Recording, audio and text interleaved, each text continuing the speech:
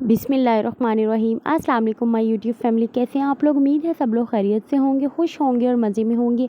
आज ही हमारे किचन में बन रही है बहुत ही मज़ेदार सी भिंडियाँ और चिकन, जो बहुत ही मज़ेदार, चटपटा और टेस्टी सा बनता है। तो चलिए जी इसे बनाना शुरू करते हैं। यहाँ पर जी मैंने कढ़ाई में सबसे पहले 2 कप ऑयल शामिल कर दिया। अब मैं इसमें शामिल करूँगी 1 टेबल स्पून भर के ज़ीरा, और जैसे ही ज़ीरा थोड़ा सा कुड़कुड़ा हो जाएगा तब मैं इसमें शामिल करूँगी 250 ग्राम प्याज, और इसको बारीक बारीक मैंने काट लिया है।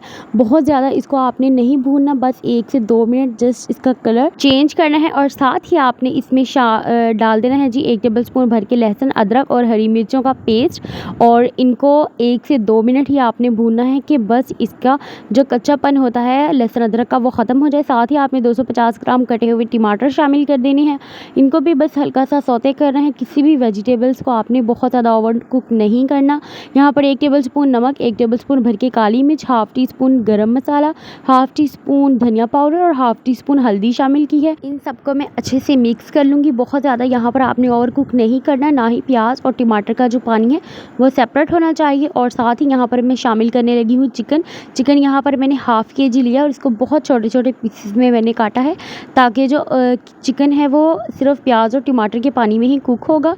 और 1 मिनट सिर्फ चिकन को भूनने के बाद कि उसकी रॉ स्मेल ख़त्म हो जाए, यहाँ पर मैंने 1 किलो जो भिंडियाँ हैं वो शामिल कर दी हैं बारीक बारीक कटी हुई। और इन सबको अच्छे से आपने मिक्स कर लेना है। 5 से 6 मैंने यहाँ पर हरी मिर्चें जो हैं वो शामिल कर दी हैं, और half tea spoon chaat masala डाल के और आपने इसको कवर करके रख देना है कि सारी भिंडियाँ जो है वो टमाटर और प्याज के पानी में पकेंगी। ये मैंने 15 मिनट्स के बाद ऊपर से कवर उठाया, और अभी भी इसके अंदर थोड़ा थोड़ा जो मॉइस्चर है वो है, ये भी हमें बिल्कुल ड्राई करना है। लेकिन उससे पहले मैंने यहाँ पर हरा धनिया डाल दिया है। दम पे लगाने से पहले 2 टेबल स्पून हाफ़ लेमन इसके अंदर निचोड़ दिया है मैंने, और हाफ़ टी स्पून गरम मसाला। और अब इसको मैं अच्छे से 5 मिनट के लिए दम लगाऊंगी, जब तक ऑयल जो है वो सेपरेट नहीं हो जाता। और यहाँ पर जैसे ही ऑयल सेपरेट हो गया तो हमारी मज़ेदार सी भिंडियाँ बिल्कुल तैयार हैं। बिल्कुल इसमें आपको भिंडियों को फ्राई वगैरह करने की भी कोई ज़रूरत नहीं है।